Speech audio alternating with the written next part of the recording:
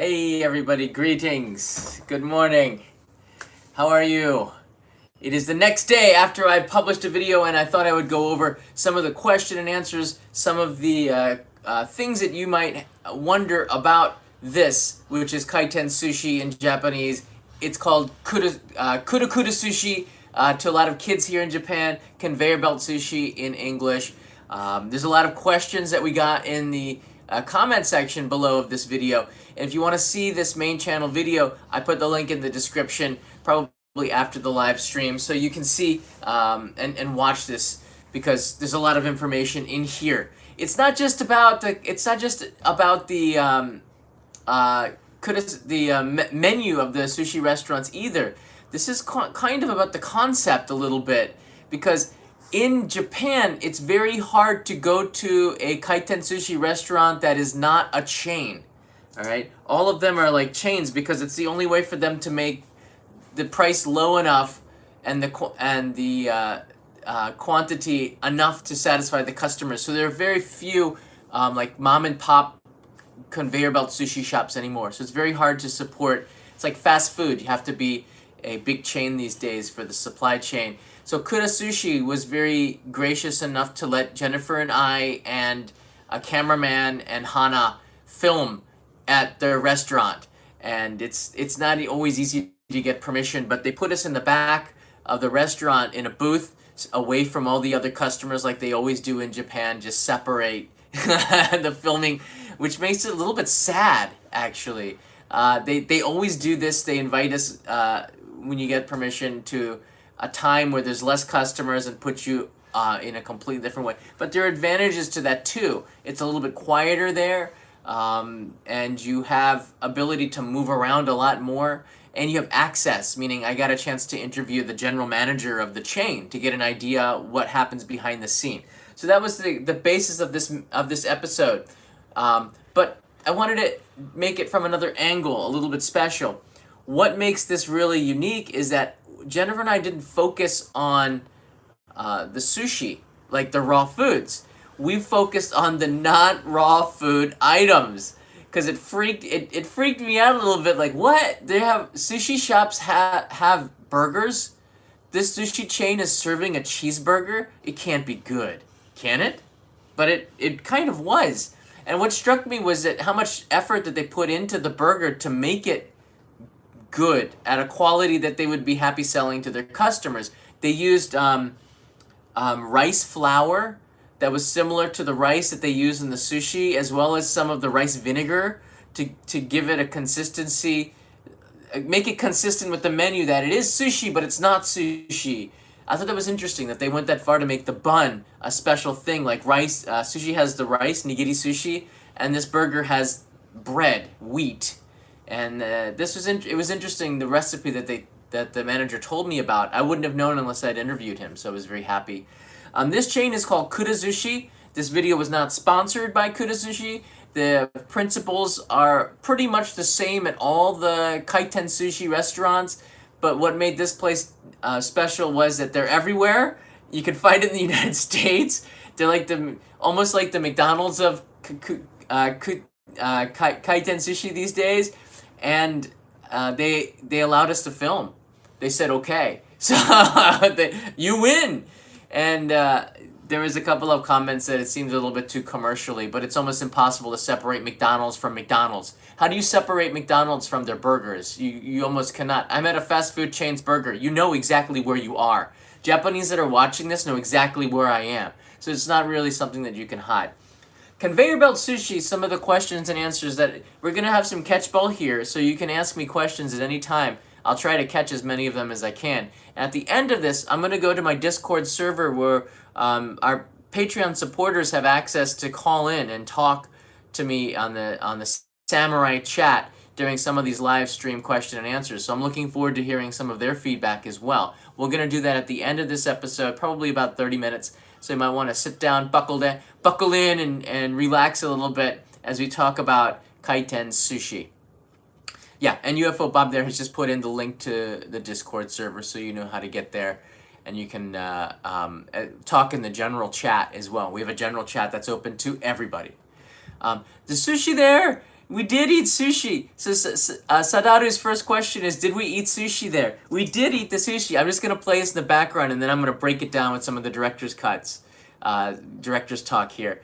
We did eat sushi afterwards, and we actually ate some before, too. While we were setting up, I think Jennifer ordered a couple of things. So Jennifer was fed. She did not leave there hungry, that's for sure. Neither did Hana, and neither did I. We both ate during the shoot. I believe Hana ate. But she was helping, so you can see the last scene. Hana has a scene where she's in a table next to us. She was helping behind the scenes, so I thought it would be nice just to add her in there. So some of the comments were, oh, she's so alone. Don't worry, she was actually not really that alone because we were consistently in contact with her. It's not exactly as it seems. We were making a video. All right, let's go to the beginning now. Great question, Sadaru. Thank you. So we're going to run through this, and I'm going to explain to you what you're seeing here. Let's go main screen. Boom. Welcome to one of my favorite kind of restaurants in Japan. This is a kaiten sushi shop. Now in Japan, there's all kinds of sushi. There's high-end sushi, budget conveyor belt. That's Sato Sushi near Roppongi Ichome that I went to with some friends of mine. Cost us, I think it was like almost $400, but I'd never eaten high-end sushi before. That'll be the first and probably maybe the last time I go and eat there, just because it's so darn expensive. Sushi. Discounted supermarket. You can see it's 30% off. If you get the sushi at the supermarkets after like 9 or 10 p.m., they usually go up to 50% off of the sticker price. And it's usually still pretty good. It's questionable, but it's usually pretty good. They wouldn't sell it if it was bad. They usually throw it away if not. Market sushi. Even hard to see micro sushi, which I featured in a recent episode. You've seen the micro sushi before. How many do you think you could eat? Someone wrote 900. Is one of the most popular foods in Japan. But believe it or not, we're here not to focus on the actual sushi. We're going to be going on all items. And they do have that, and there is a reason why. I filmed this actually in June, and it was cold. You see I'm wearing like a vest and a long sleeve shirt. Impossible in July and August. So we filmed this in June. And the reason why this took so long to edit was that there was some technical problems with the audio. Also, there are a couple of scenes where the focus was missed, so it was hard to put this episode together. And I don't know, Jennifer made a lot of comments off the cuff, which were interesting, but probably didn't fit the episode. So I was trying to cut some of the comments. We just have so much fun when we're working together. But to give the information for the video was it required a lot of cutting, more than usual, but we ended up with a pretty good video, I think. And to help me explain all of it is my co-reporter, Jennifer Julian. How you doing? I'm very good, thank you. Jennifer was last in the Tokyo Cat episode. We did, and this is like on the main channel. It's been a long time Jennifer hasn't been on. That's like 3 years ago. So Jennifer hasn't, last time if you want to see Jennifer on the main channel, it would be the Cat Cafe from 2015, but she's been on the Only in Japan Go channel, this channel, a lot. So everyone who's watching probably knows who she is. I'm pretty sure everyone knows who she is. Feed Jennifer. She needs to be fed. I don't know. I haven't been to kaiten sushi shops in years because with my work I have the opportunity to go to high-end sushi restaurants. So I am very excited to try this Kura Sushi place. I'm always so happy with our Instagram crew. If you guys aren't following on Instagram, I always do shout outs to them first. So we do a like unboxing, I guess, like a release party on Instagram Live each time, and that always helps. Whenever you're a YouTube creator, it's important, and this goes with movies as well. After you make a video, it's so critical that you promote your video, that you take what you've put already online, and now you have to, in the first day, really push it hard. I think that's how you get people. The algorithm on YouTube to make this suggested to other people. I have a video that just I don't really understand how the algorithm works, and I think a lot of people don't. And YouTube will only give suggestions. But if you push a video in the first day and you see people are watching it, and you can get people interested in it to share it, the videos can take off, and the algorithm will pick it up, and the videos will do well. It doesn't have anything to do with the quality of the video. So you could work for 2-3 months, have 1 million subscribers on one video, work for so long, and the video can bomb. Like, it's just something that didn't get picked up for one reason or another. I don't get upset about it anymore, but it's it's always something that's like, how does this happen, right? How does this happen? Joshua writes in, did the burger come with mustard, it, and stuff? It came as is, and it didn't have any. That's a really good question. These burgers, which I'm gonna get to in a second, I'm gonna talk about that question, but the burgers didn't come with any sauces. Vincent writes in, clickbaity titles and pictures work. I know, and I just feel like that's a short-term game. If you're disingenuous with your audience, I don't think people are gonna subscribe. They might click and watch and discover a video, but a lot of the smarter people, and I don't know, I'd say about half of the YouTube viewers are, no, more than that. Most people are pretty smart. We on the Only Japan Go, Hana said that we have a really good audience. So I mean, I think clickbaity stuff on YouTube works to a point, but it doesn't work to bring in subscribers. It gets people to click and watch and disappoint them. So it's a short-term win, and if you have a long-term goal, you don't want to do anything that's clickbaity. You want to be really honest and be compelling with your topics. Just have catchy titles, not clickbaity titles. Even books, novels have catchy covers and catchy titles, right? So you have to have these little things in there. Fang Ov, like your discussions. I like your comment. Thank you so much for the super chat. I really appreciate that. We got a lot of stuff to discuss. All right, let's get into it. Especially as you I'm going to said, talk more you are about the not burgers going too in a to eat second. raw fish? No. Well, She was genuinely, when I told Jennifer about the topic, we're gonna go to a sushi shop and eat no sushi, she was genuinely surprised. Like, what? Eat no sushi? And I said no. And this is, oh! And like, that'll be fun. And so we went there and we had some fun. have it on the menu, but It was fun. we're gonna be eating the other stuff. It still confused her a little bit. It confused her a little bit. Yeah, special sushi shop. She's really burgers are on the menu confused. here. So we decided to give this a try to see if we could recommend a burger at a, sushi shop. It's still freaking me out that a sushi shop is serving burgers. I remember when my brother didn't want to eat Chinese food, we went to a Chinese restaurant and he ordered the hamburger, and my dad was like shaking his head. He said, "Never order a burger at a Chinese restaurant." It was actually a pretty decent burger. When it came, I was like, I want to eat that too. But yeah, if it's not famous for burgers, probably you're not gonna get a good burger. That's why I came. I wanted to see what kind of a burger they have here. Oh, check this out. This has English. Choose language. They don't have French. No French. Oh wow, that's very good. They have meat and fish. They have two kinds, and I believe Kanai and I went there about 10 days ago. But last week, wasn't it last week? Yeah, just recently. All right, we're back. Sorry, there's a little bit of a signal problem here.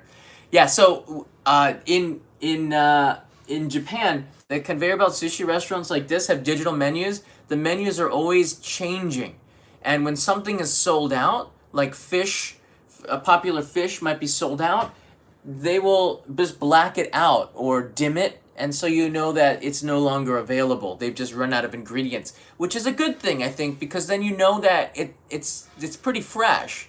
They have a really good supply chain. If the restaurants are busy, this is very important with sushi restaurants. If the sushi shop is busy, you know that the ingredients are always going to be fresh. They're always replenishing it. All right. Even though all of the fish is frozen, nothing comes out super fresh because flash freezing it gives it a better consistency and taste than eating it when it's just fished right out of the ocean. Although that sashimi is good, almost all of the sushi, especially maguro, is flash frozen, and it enhances the taste a little bit. It adds to it. So when it thaws out, it's almost like aged a little bit. There's a better taste to it. It really is. I talked about this in a maguro episode a couple of years ago, I believe. So this restaurant's menu is always changing, but their English when you order is kind of funny. Yeah. All right, let's order one of each.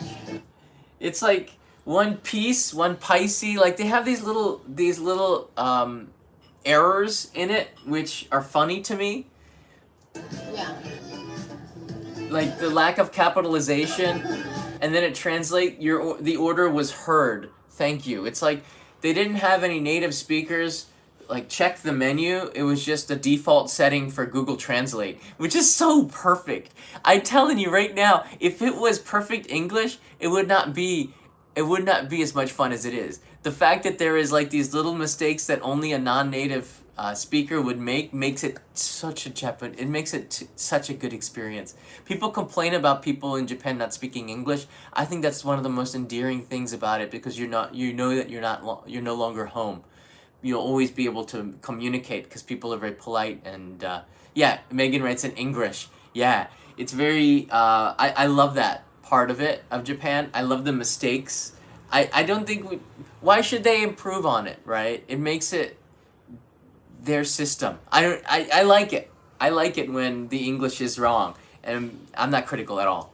Absolutely not. Well, the good thing about having everything electronic, digital, is that you can change so many things. You can change the menu based on what's fresh that day. Yeah, It makes it really easy for everybody, anyone, and it's a lot of fun. it is fun. It is fun.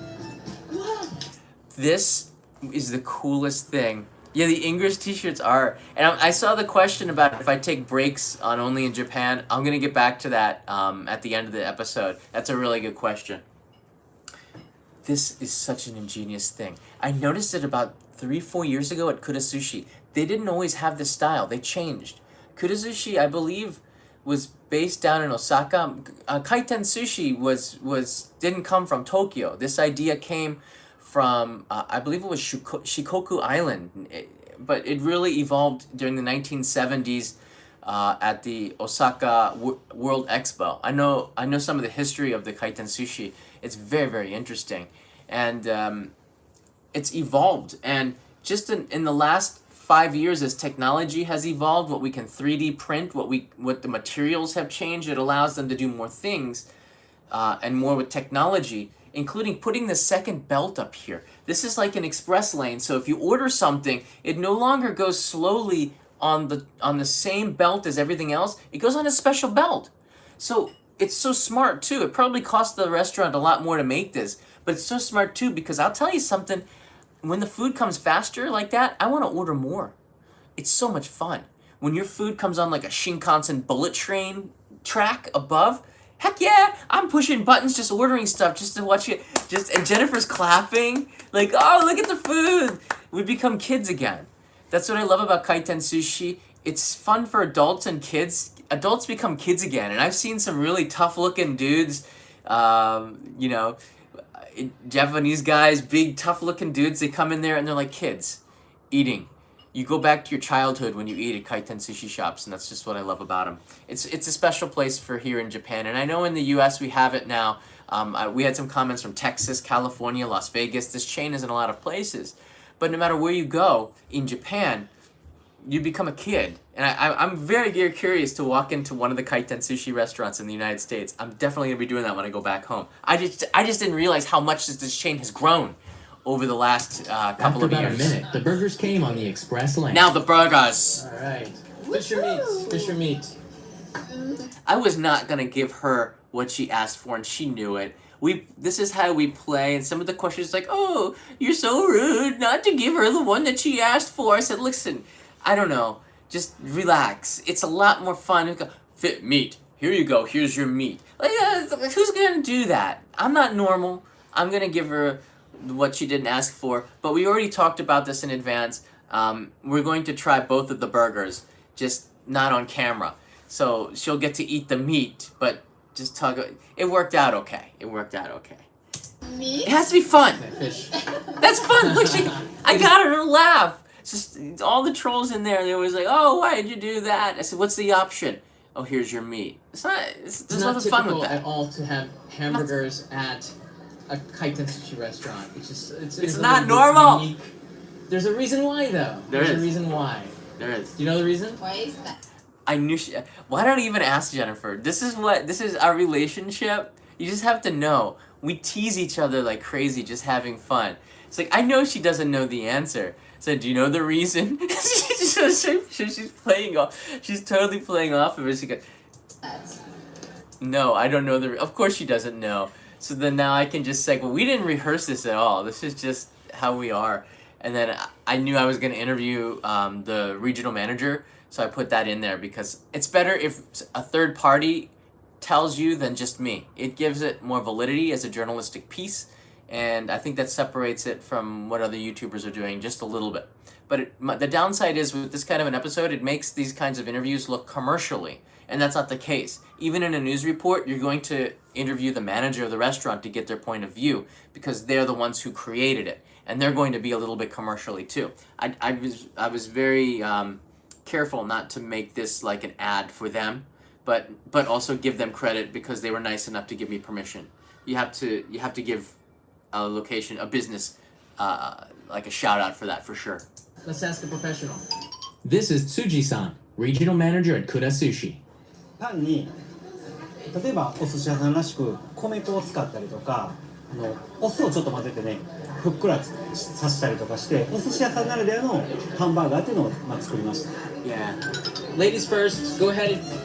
So he said that, as you saw in the subtitles below, like they wanted to make a unique burger, but in Japan, just like in the vending machines, you always have to, and you can watch the episode if you want to see what she's saying. She's just describing the burger. In Japan, you always have to innovate. So the vending machines are continuously having new drinks in them. You always have to do that to be fresh. This scene, I love this scene here. Jennifer actually got the beer before we started this, but I'm like, it's no fun just to do things in the order that you did it. So, of course, before Jennifer eats, she needs a drink. She's always drinking wine or something. I don't know. So we made this scene where I didn't want to drink the beer because I had to make the episode. I was doing a lot of things on this day, not just this episode actually. But Jennifer's like, I need a beer. All right, you can get a beer. They didn't have any wine. She got a beer, so she got a beer. I get the jockey. These pours are awesome. You know what's coming because you probably have seen it. Self-service. This is nice. I like that. Self-service beer pourers, only in Japan. Who came up with this idea? I see a bunch of beer drinking guys in Japan These automated tinkering beer pouring with machines. machines Make sure you get the perfect and to get a consistent perfect pour. and even thanks you when you're done. This is too awesome. Isn't it amazing? It's perfect. It is really perfect. These have been around for at least 5 years, probably longer. I started noticing it about 5-6 years ago. They're so cool. And once again, like when you make something fun, people buy more of it and they go back to it. So people like this. You don't have to wait in line for your beer. You don't have to wait for the server to bring it. You can see it being made right in front of you. And I think that that's something that is really important to Japan. Now, Japan has a shortage of workers. The population is decreasing. Everybody knows that. There's less people to support the older people, which is why we're in the bind where we are in Japan with deficit. Government deficit is for social services. But to fill the gap of not having enough workers, robots are coming in more and more. Not just robots like in like the form of Asimo and Pepper from SoftBank, but in the form of these types of services where your beer is poured for you, you go and do it, and it's fun. You're going to see robots more next year in 2020 when they show the technology for the Olympics. Surprisingly, This, not bad. It's good. To me, it's really. do you know how big of... I've been in 8 with Jennifer where we went to a French restaurant and she completely ripped them apart. She is one of the toughest food critics in Japan, I think. I don't know, but she's a tough food critic. I can't make that statement. I'm not qualified. But I'm qualified to say this. She's a tough critic and she's honest. And she loves burgers.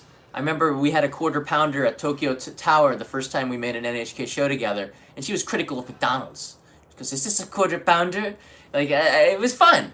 But I was very curious to see if she would be honest and she would review it. This was not a sponsored video, so that we were not held back in any way. I was critical because I thought the buns were too much bread.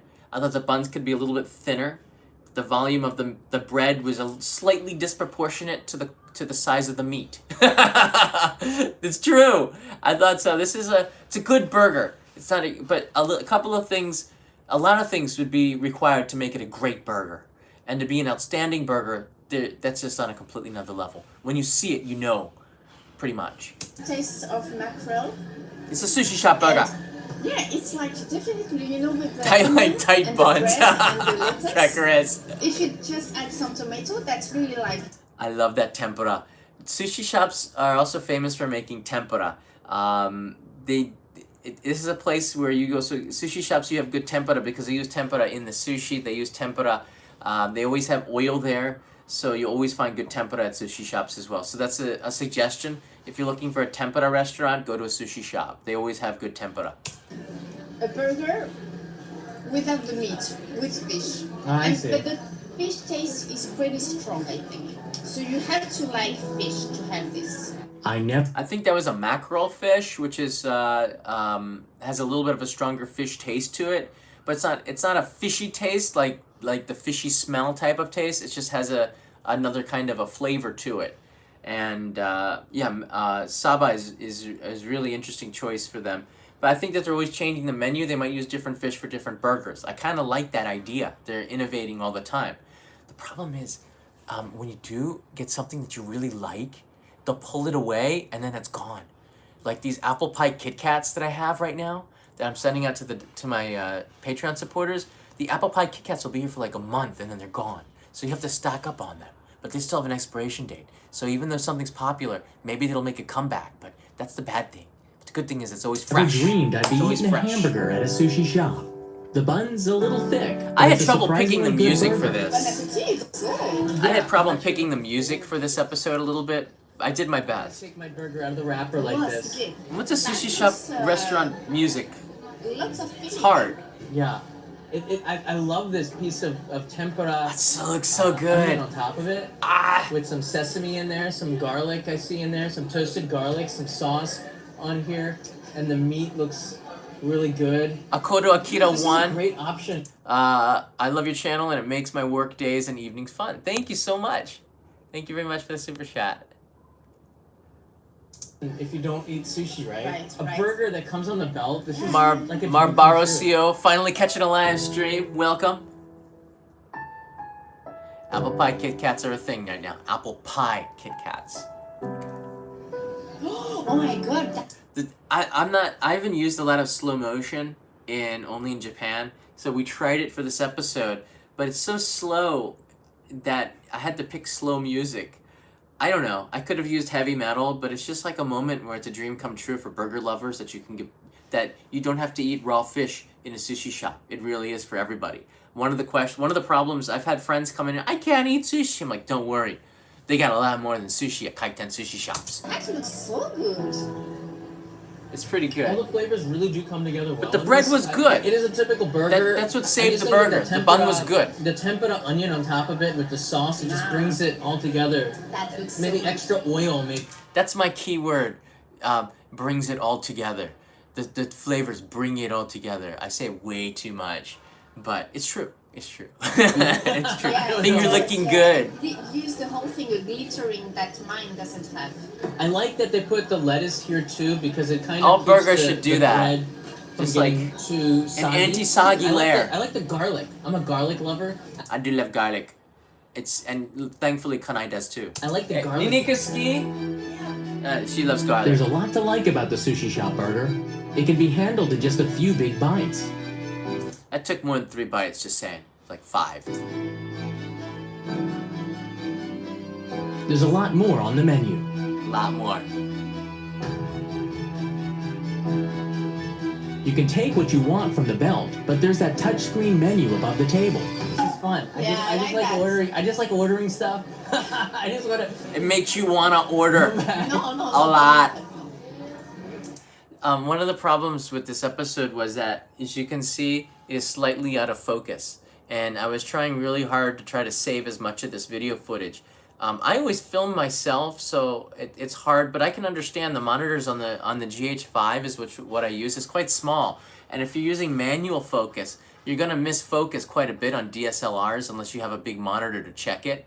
And it just missed focus, or it was out of focus in certain parts because we had to keep the aperture down to like 2.8, which is the lowest on this particular lens right here. So we're using this lens, which is the 8 to 18 micro four thirds Panasonic Lumix Leica lens. and it only goes down to 2.8. But if you're trying to get that blur, you can also miss the blur too and miss the focus. So you have to be really careful. That's why sometimes handheld camcorders are sometimes better than the DSLR. I'm starting to move away from trying to blur the background too much. I think you can blur it too much and you miss focus, especially when you're in a hurry. We were in a hurry. Cakes. I think they had some fruit, didn't they? I love this shot. And I added it in maybe in 5 parts in this video. This is a GoPro.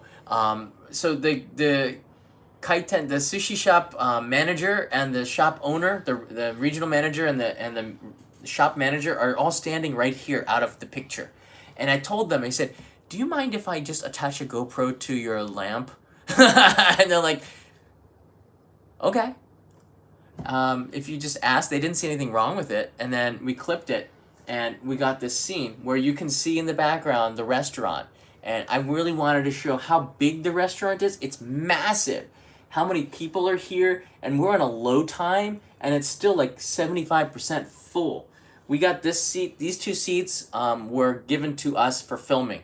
This seat was left open because they didn't want us to bother any of the customers, so they didn't seat any customers at this seat. So I'm very thankful because they probably lost money letting us view, but I think maybe, just maybe, some viewers were going to go back here and visit the chain for because they let us film there. So it's a win-win, I guess. Here's some mango. Mango, Okay. ice cream, Let's keep it there cake, for now. This is all all coming on the express line. Express line. So you awesome. can just take whatever you want on the bottom, but when you order something, it comes on the express line. So we're gonna see a big train of food coming in about a minute from now. I like this shot, and once again, it was slowed down. Takes a couple of minutes for It's your fun. order to be processed. But why take orders at all? The name of this song is High School Hero, I いてる think. ものを取っていただくっていうのが、回転寿司の基本的な形だったんですけど、今お客様がいろんなものも食べたい、で便利に食べたいっていうようないろんなお客様のその要望に対してどんどん進化した技術を投入して、できるだけ安く品質のいいものを提供できるように努力しています。Kaiten sushi has evolved over time to cater the entire family. The thing I want to point out here, and I saw some of the comments here, where is the ingredients sourced and does it taste good? All of these sushi chains now are very, very competitive, and it's all about reputation. Meaning, if you have a reputation of poorly sourced food that doesn't taste good, you will not make it in this business.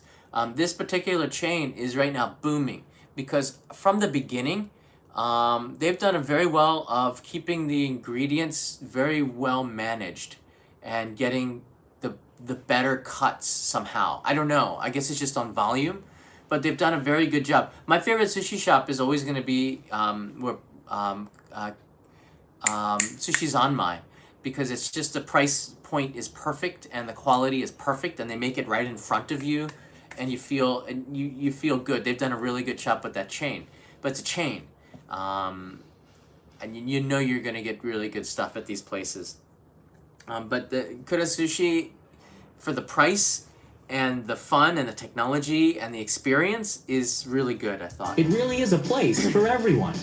例えば大人の方がお寿司が食べたくて、 But this is important まだ right 子供がちっちゃ here. くてね、生ものが食べれなければ子供はうどん食べて大人はお寿司食べてとか、いろんな方がいろんな楽しみ方でね利用していただけるようにお寿司以外のメニューもたくさん用意してる。 So they make these sushi shops for families. They're no longer just for, it's no longer just for, and I'm taking the non-sushi items that we ordered off of the belt.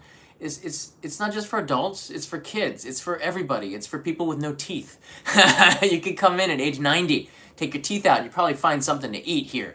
That's what makes this an experience for everybody. Family restaurants are booming in Japan, and sushi restaurants are more than sushi for a reason.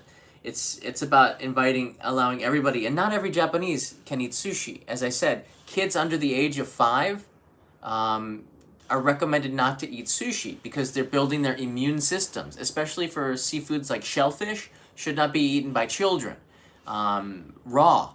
So they don't serve sushi in schools or sashimi in schools. There's a reason for that, because kids don't have the same immune system. You need a kind. It's safe to eat, but all food has something in it where you need to have some sort of immunity to the stuff that's in it. But sushi is a little bit stronger. So the sushi shops have other options that are cooked mainly for kids, but also for pregnant women because their immune systems are a little bit less. That's the reason why. It's kind of a large list, and this is just... That surprised me. Curry rice. Did you see that? Curry rice was on the menu. I just lost the... Did curry rice, ramen egg sushi. They call it something else, but in English I call it ramen egg sushi. Spicy ramen, hamburger sushi, beef steak sushi, tamago. They had chicken, cake, pudding. The number one non-sushi item is chawan mushi, which is an egg-like pudding with some stuff inside of it, usually a little shrimp. I love chawan mushi. So there's something for everybody. You don't want to eat sushi? Oh, don't worry. We'll put an egg on some rice. You can eat that. Well, most people. Hana can eat that. She doesn't eat meat, but she'll eat eggs and dairy. Let's try some of these that look the most interesting and see if it is as good as sushi. I have a feeling it will be because I'm starving.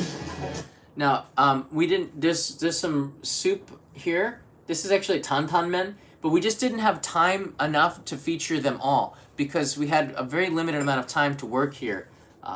So we're trying our best to line up the shots. I have 3 cameras going on right now. We got some, before we ate, we had to take these shots and then these really pretty shots of the food. It's not really easy to do all of this. It's probably better if I just do the vlogger style where I'm just quickly turning the camera around and doing it and I'm done in like 45 minutes. But I've been doing it by shot since the beginning. That just takes a lot more time to do it right.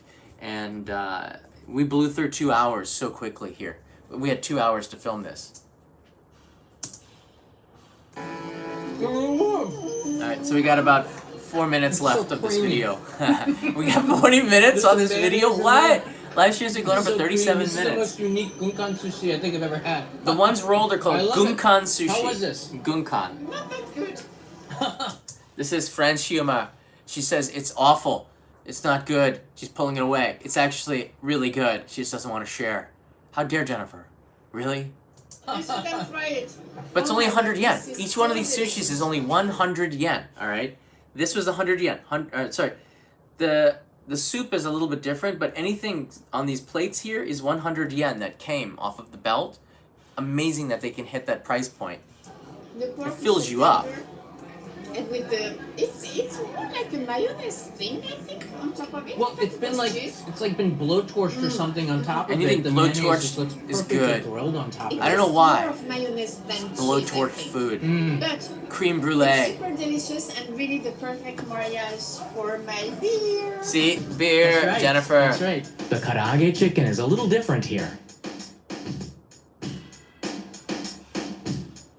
Karaage, it's I think these are made for kids. They're bite-sized. They're different. It's I don't know. This isn't like the record-breaking, awesome-tasting karaage, but it was good, but not outstanding. But in its defense, it cost $1. small Less than bites. $1. All right, and it was delivered to you on a super speed belt. Good. Hey, David Kimura. Hey, Maybe David's in the one house. bite, Thank I you. think it's a super good Nice to idea. see you. It's great for kids. You see Really me. I good don't for see. kids. You. All right. Yes, I'm happily surprised now. I know, right? This is really better than what I expected. That is a huge statement. Again, Jennifer's a food critic. This is even better than I expected. She probably expected like 0, and it got up to 5. But she's pleasantly surprised, and that made me really happy. And I think that made the sushi chain pretty happy because if you can pass her inspection, you did pretty good. You did pretty good. Seriously. Pieces of cooked beef on rice? This is the umadare gyu karubi, slices of beef on top of rice. Is this really sushi? Is it? Would you consider this sushi? I'm asking you right now. Would you consider this sushi? I don't know. All right. The last one I want to try is this one. This is karubi, or it's beef on rice. That It's looks so one of good. the most interesting. Traditionalists are going no way. Can I? Yeah, No way. It's one of the most interesting sushi, I think. And I can only find this at kaiten sushi shops. No. But We got people Because writing that in looks no. So good. And then here's Benji writes in, why not? いただきましょう。Takimasu. All right, the sushi chefs, the one who made the micro sushi, he's been making sushi for 30 years. He gives an opinion like, why not? Let's just try something new. He makes California rolls, which is like super rare in Tokyo. And then the traditionalists who study for years and years are very regimented in their ways are like, no way that that's sushi. Sushi is this, this, this, and this. And there's like straight guidelines. It's like with Neapolitan pizza, right? If it's not made in Naples with the same kind of tomatoes, it's not Neapolitan pizza. But it could be, right? I don't know. Same thing with sushi. The debate rages on.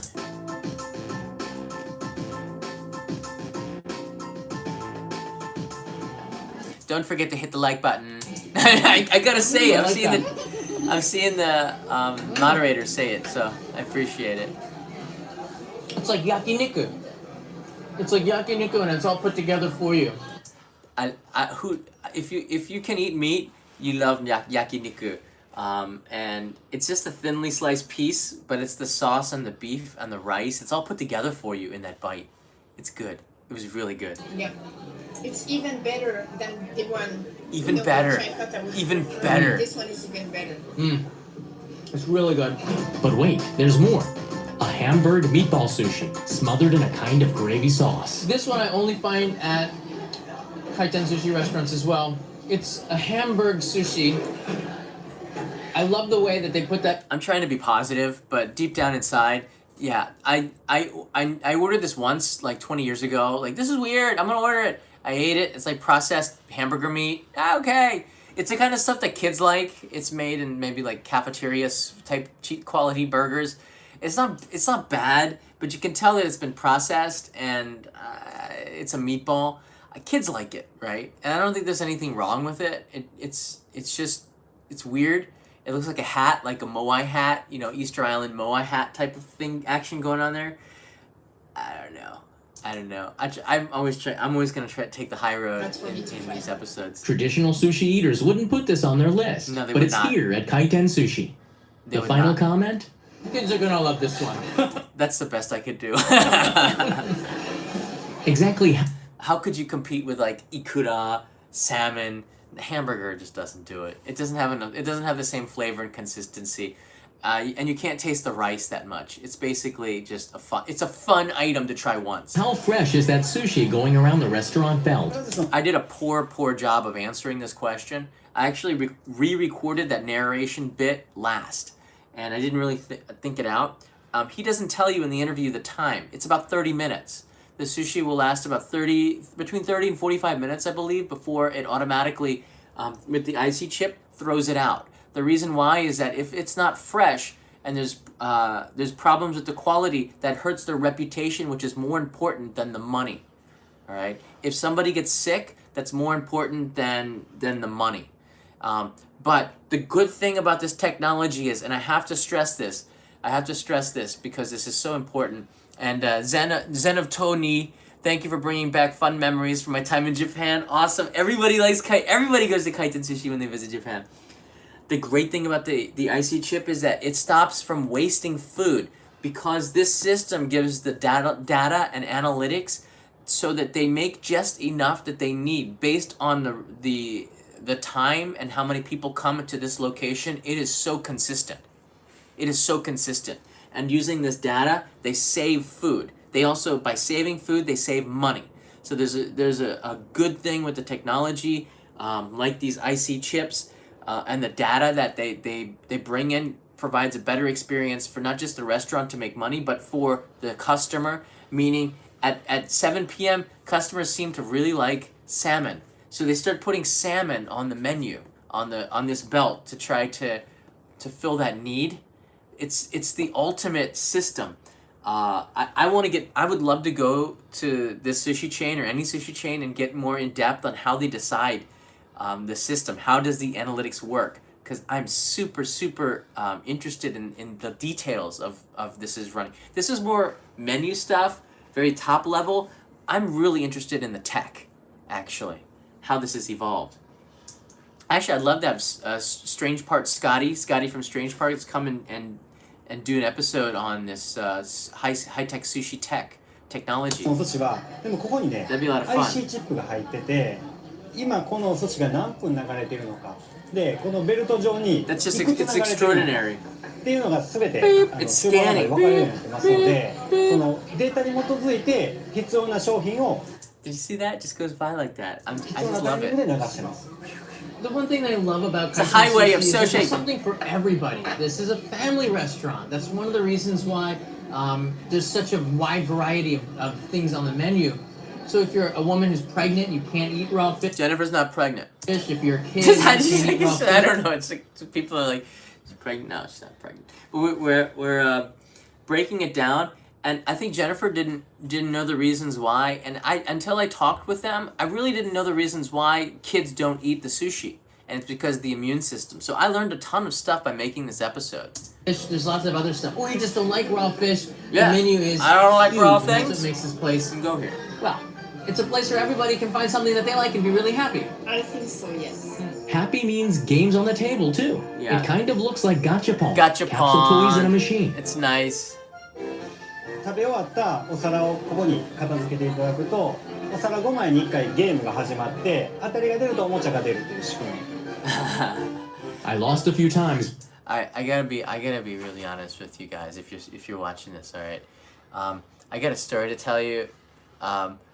Click that like button and I'll tell you another I got another background story, but we gotta get to 300 likes. Community rules. It says here hazure. Hazure means too bad, like you didn't win, like loser.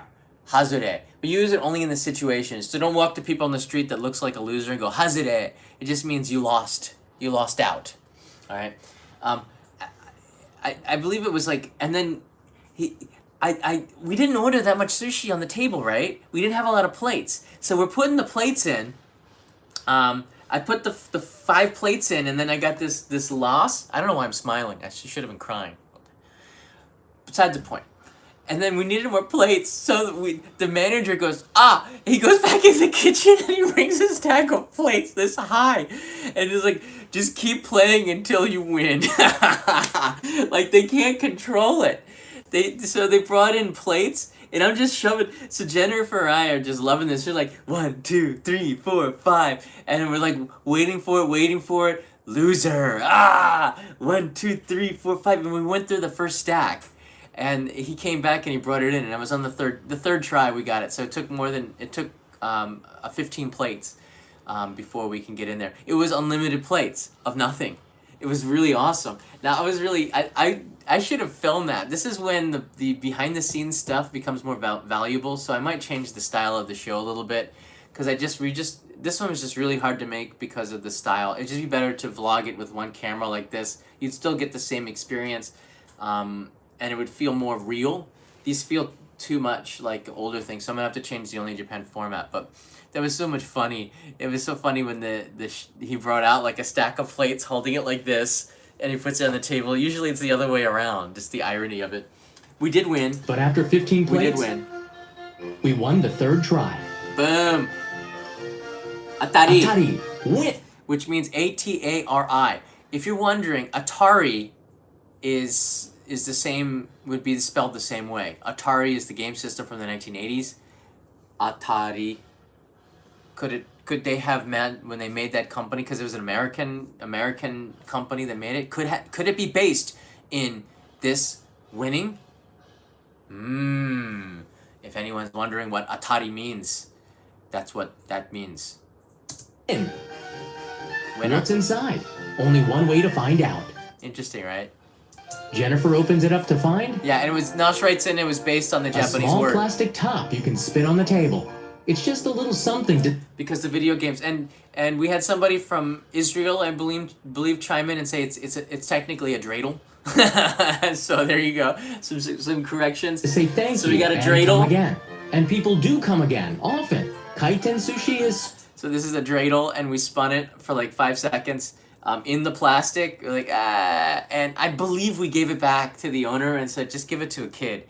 And I hope they put it back in there because we weren't going to use it. We didn't want to waste it. And if you go into these sushi shops, you have the choice of either of playing the game or not playing the game. So they won't activate the game, and it's just another thing just not to be wasteful. Some people just don't want the plastic toys. It's usually for kids, but you have that choice, and I like that. They're really making an effort to reduce waste as much as possible because it's better for the environment, and it's also it's good for their bottom line. So it's like a win-win to reduce as much waste as possible. Sushi for all. A totally different experience to And there's Hana. We love Hana. UFO Bob's right. That's Hana. And don't worry, we're just faking it, okay? We're not. We're at the end of the shoot, and I'm like, let's just do a scene and get Hana at the table next to us. It's just for fun, people. Don't say poor Hana. You know what she did as soon as I said cut? And I say cut. If you're directing, you gotta say cut, right? It's just a power word. Cut. She comes around. She sits next to me. She eats the cake. I think she ate the cake. Hana, did you eat the cake? Are you watching this? Hana is en route to Washington, D.C. right now with a stopover in Montreal. I believe Hana ate something. If you're watching Hana, you can write in. I don't know. Depends if she has Wi-Fi. I think she's in Toronto airport right now in changing planes. But it was just a fun scene. We wanted to have Hana in the background. She helped set this up. It was invaluable. It is not easy working with a big company making YouTube videos. They require a lot. Kudazushi was really cool. They were really cool in a good way. They were really helpful and easy to work with, and they didn't give us any money, but the manager said when we went to go pay for the bill, wouldn't let us pay. I thought he did not have to do that. I was willing to pay because we were filming, and he said it's on us. And it's such a small gesture, but it was huge to me. So I'm really, really thankful for Kudasushi to let us film in there, and then just waive the fee, even though it wasn't that much. It was like maybe 2,500 yen, like $24, but I really appreciated it. You know, I think it's just the little teeny things that people do. You don't have to do grand gestures. Little teeny things. You can tell that kind of person if they really appreciate it too in return. And for me, it was huge. Like, whoa, you did something you didn't need to do. You did more than enough. And we were generous, especially, and Hana too was so thankful. We were bowing really low and we left and appreciate it. And I wanted to do a really good job with this episode as a result. So there you go. These here on the top are tea. So if you don't, there's often a drink bar, so you can just drink what you like, but tea is for free. And you have matcha tea in this one here on the table. So you take a little bit of the matcha tea, put it into the cup, and there's always a water spigot at the table where you can get unlimited hot water out of the water spigot. And usually I don't have to mix it. It's as is. And you can use the same tea, just keep adding water. It mixes automatically. Again, you don't want it too strong. Just a little bit, boop, and then you have tea. You can put the plates and stack them up. That's the way they used to do it, and the old restaurants would count it. Or you can put it in the little depository thing here where it'll activate the game. The touchscreen menus are incredible. The fact that they do English and other languages, probably they'll do French, maybe they'll do it in the future, but they're having problems with the English translation, so I gotta feel like French might be a challenge. But it's just an amazing system, and this is so Japan when you add technology with food right now. I love it. I love it. Your channel is very helpful for me planning my trip to Japan. Every time I see something, I add to my list of Google Maps. That's from Noah 2x4. Thank you so much, Noah. I'm really happy to hear that. That's why I make the show. How should Hana create a sushi ballad? He totally should. And sing it at a sushi shop. Maybe Kudasushi will let us come back after hours and she could sing with the sushi going by. And we can do CG, which is on a blue screen, and we'll shrink her down and we can make her move on the line. That'd be so cool. I'm already getting ideas like, I want to direct this, Hana. I want to direct it. Hey, Vincent's here. John, making my Japan bucket list never ending. Sorry, I got more to add too, by the way. There's more episodes coming. I got more to add. There's never ending. I'm going to go right now to our Discord server for about 5 minutes and take some questions because, again, Discord is free and anybody can download in the general chat. I'm going to go to our Samurai chat, voice chat, and activate this right now, and then I'm now online. I believe people can hear me. People can hear me if I push this button. Hi, Jim. Hello, Hello, John. Hello, Slow BRZ.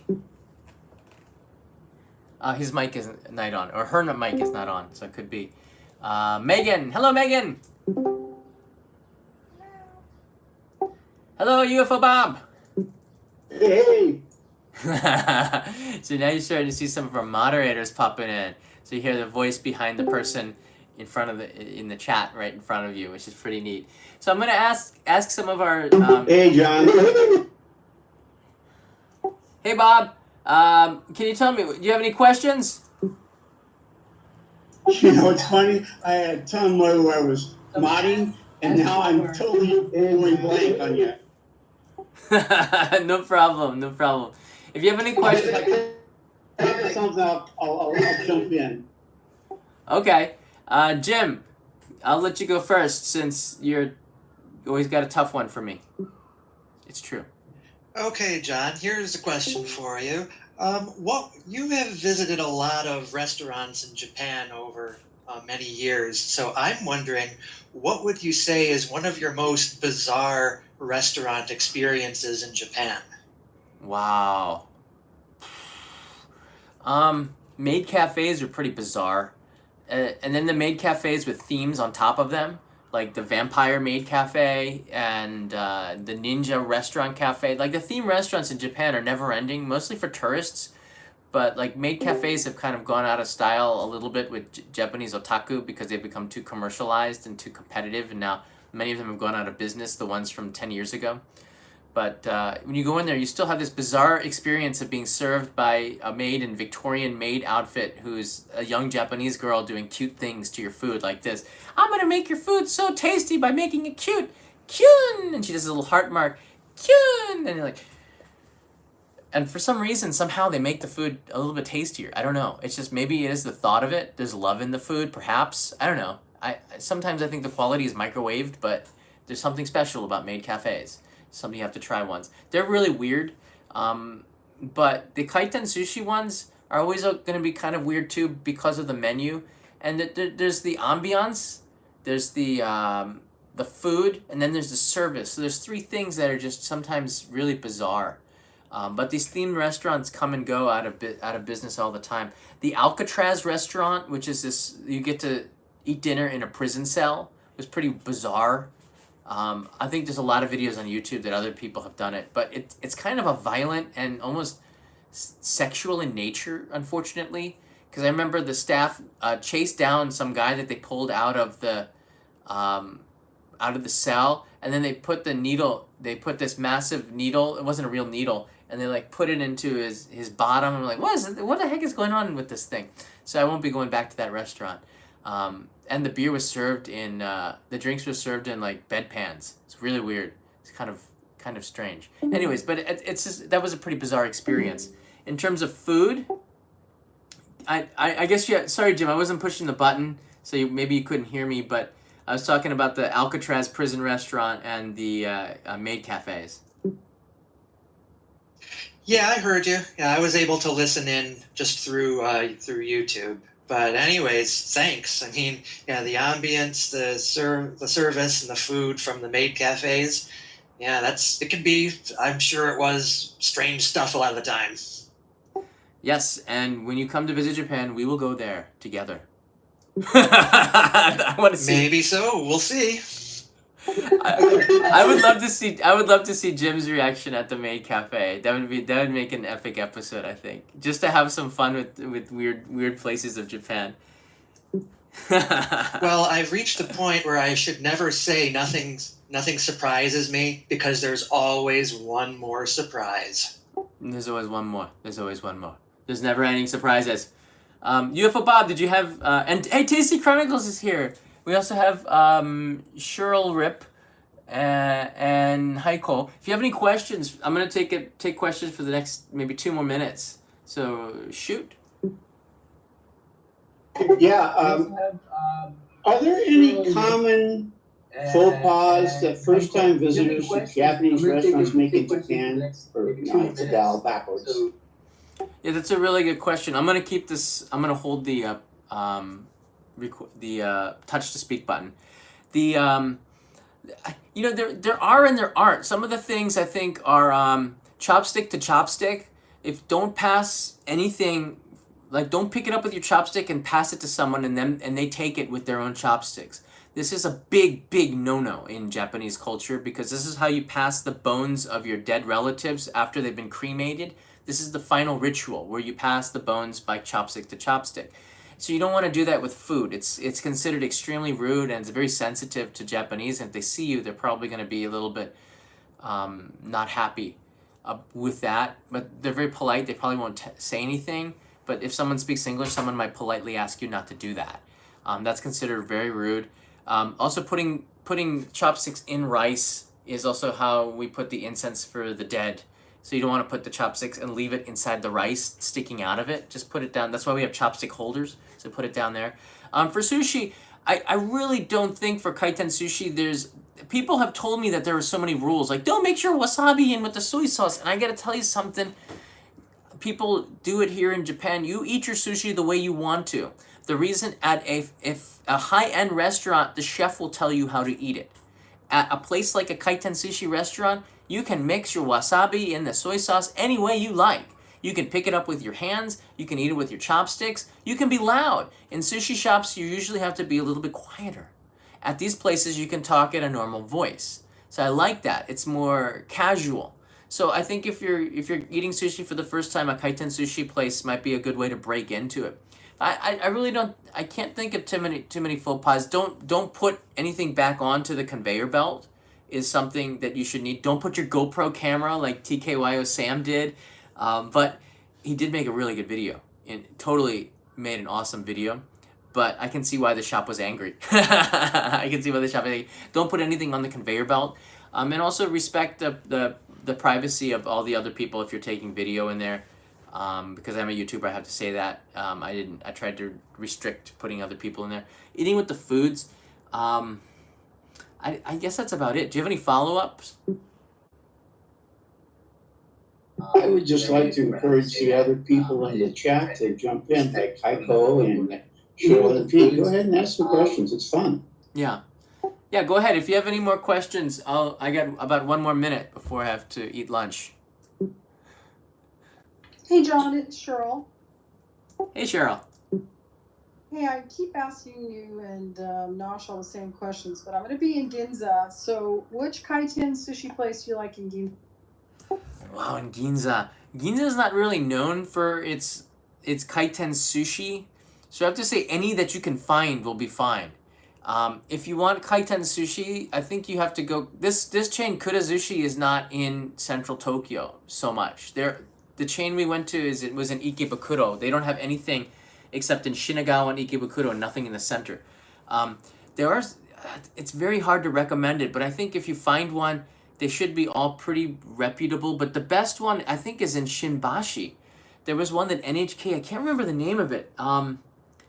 As I said, I usually go to Sushi Zanmai. If you're in Ginza, I would go to Sushi Zanmai in Tsukiji. It's about a 10-minute walk from Ginza Station, just towards Tsukiji Market. Go to the Honten. That's the best one, because the Japanese go there because the chefs are a little bit better. They think, we believe. I think it's pretty consistent, but I would go to Sushi Zanmai's Honten, which is about a 5-10-minute walk from Ginza intersection.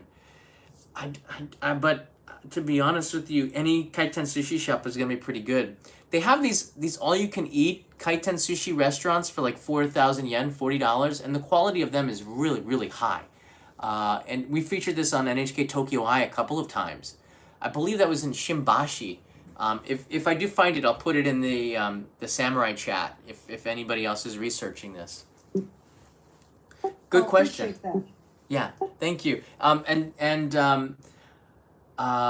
The Genki sushi chain, I don't think is as good. And the Kappazushi used to be good, and I don't think they're as good. I think Kurazushi is probably one of the top, and Sushiro RO is a chain that's doing pretty good too right now.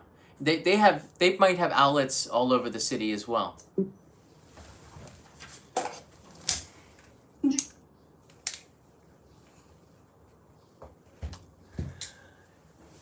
Oh, and I remember we got a question a while ago. Do I take breaks from only in Japan? And the answer is not really. Kanai and I went on a backpacking trip to Europe in 2015, 2016. いつだっけ? 3年前でしょ? 2015, 4 years ago, Kanai and I took like a 6-week vacation in Europe. It wasn't even that long. I think it was like less than a month actually. And that was the longest that we've been away from the show. We took 3 weeks to go at Christmas, but I was still making Go episodes and I was still editing. So I haven't really had a hiatus of like a month, and I might do that in January. Just take a month and maybe edit a little bit, but try to relax. It's really hard actually. And the main channel episodes, there's a bunch that have been filmed and we're just editing it now. Over the summer, we were very, very busy. The thing is though, like the cuts and the edit and the music and this style really is not easy. And even if I try to speed it up and have other people editing it, I've learned though that I have to re-edit it, and that even takes some time.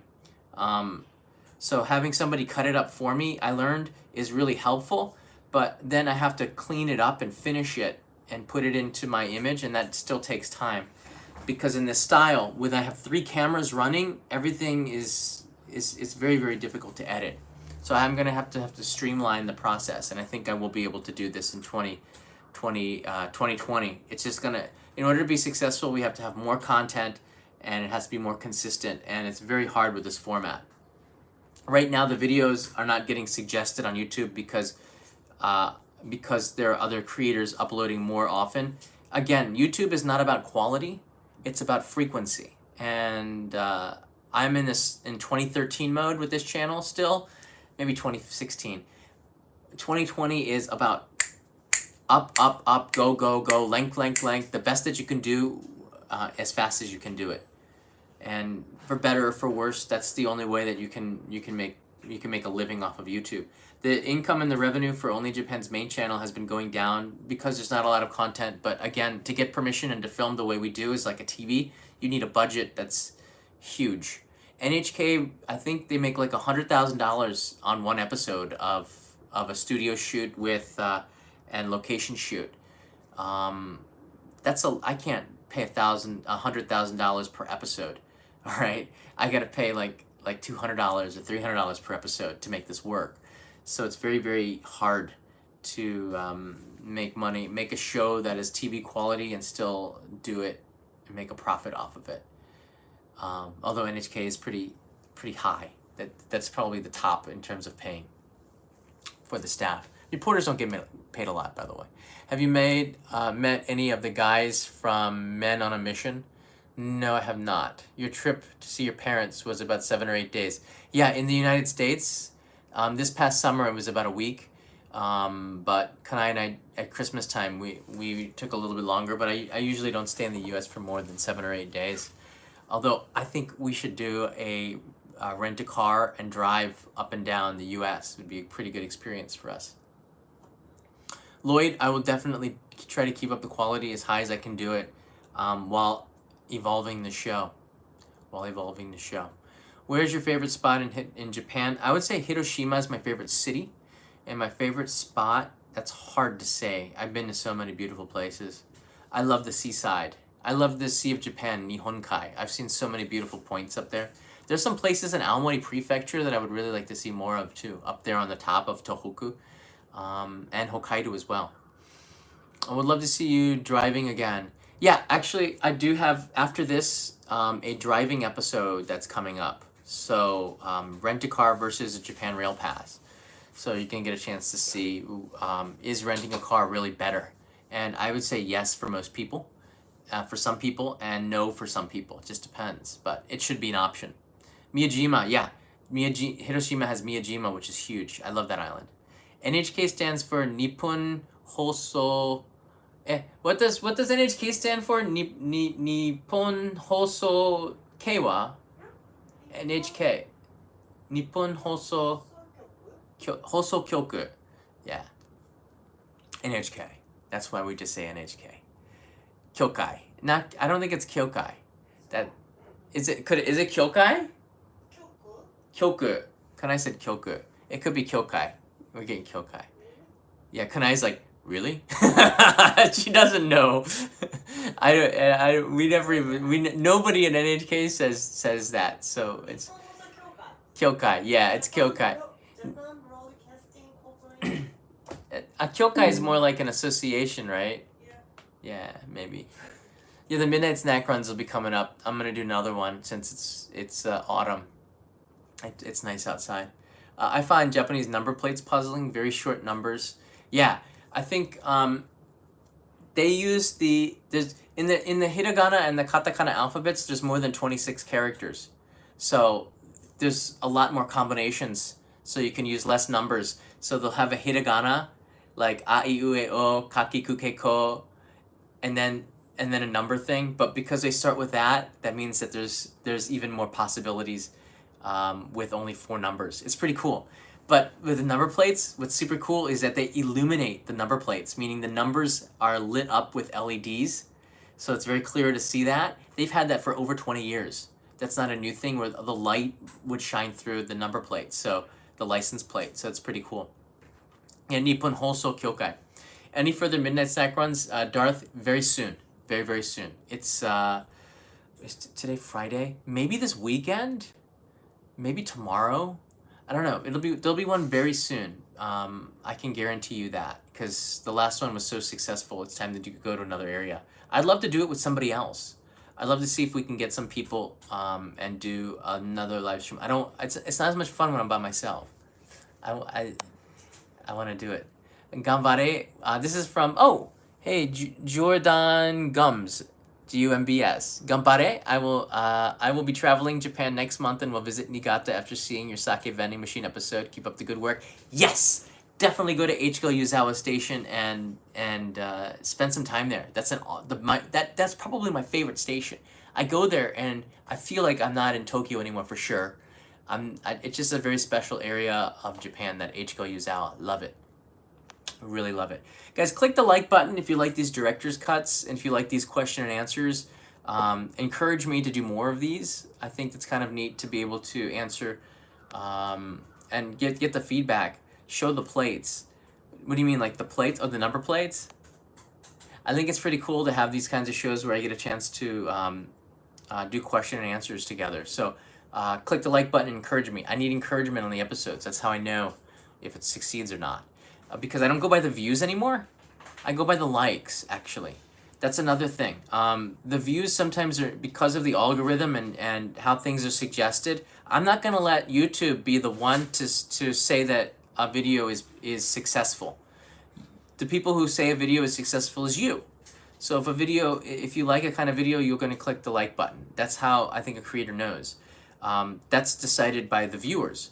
The suggestions are decided, I think, by YouTube too much. And I can use both the views and the likes, but the likes for me is a very big thing. That means that you went the extra step. I think PVG is taking a break from YouTube. I really don't know. We've been in touch, but I haven't talked to him since he came back. I've just been really busy. Hana's going to still help me digitally by email. She's going to help me setting up the live stream, setting up the shoots by talking with the clients. That's kind of a big deal. So that's going to save me a lot of time. So but I'm going to miss her because, man, it's just so much fun and she's always smiling, and Hana always was such a positive person. And I think this has nothing to do with kaiten sushi only in Japan, but in life, when the people you hang out with or you surround yourself with are the kind of person that you yourself are going to become. If you have a lot of cancerous, like bad, and I mean that not in having cancer, but cancerous people that are very bad, negative, getting in fights, doing just not good people, then you yourself by contact some of that will rub off. It's inevitable. And being around positive people is infectious. You also get positive. Hana was very positive, and sometimes where things didn't go right, usually I will go to the dark side for 10 seconds, and then I switch to the bright side, the right side, the light side, because what are your alternatives? I always say to myself. So, but Hana was always really positive, and she gets frustrated, and I like the fact that she doesn't use bad words. She doesn't swear, and it makes me. I don't swear that much either. Maybe once a day. Probably, I want to say because I want to say once every 2 days, but I know it's at least once a day. Probably more, but yeah, it's good. It's good to see somebody who's not doing those types of things, and she's just positive, you know.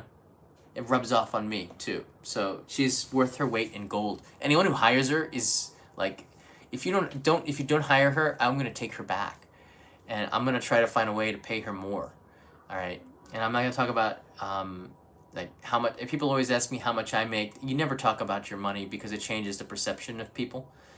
But yeah, this is her first job after graduating university, and the goal was to also not just give her a job, but to help train her in YouTube and creators and how to make content. And we did a lot of stuff together, and that was invaluable, so invaluable for me and for her. The time together was great. The help, it's huge. Hana also came across as a genuinely very nice soul. I'm glad, because she is. The thing with YouTube is that you have to be yourself in order to be successful. And if you're a nasty person, it's like you're gonna come off as nasty. These live streams, you cannot hide yourself for 76 minutes. It's impossible. So I am who I am.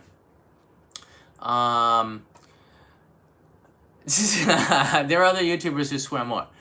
I guess it's I think if you grew up in the 80s, I grew up with Eddie Murphy, and he was the one he was one of the people who would swear a little bit more as a comedian. But I also grew up with Bill Cosby, who's not a good guy. I don't know. It's like I really don't want to get into that too much. But at the time, he was a good guy, we thought, on TV. And he had values to his comedy, and we grew up then. And I think in the 80s, the values are different. And you can see it with the comedians in the age. I don't know. I don't want to start. This is like me saying, I'm old. That's not the point. I think it's just a generational thing.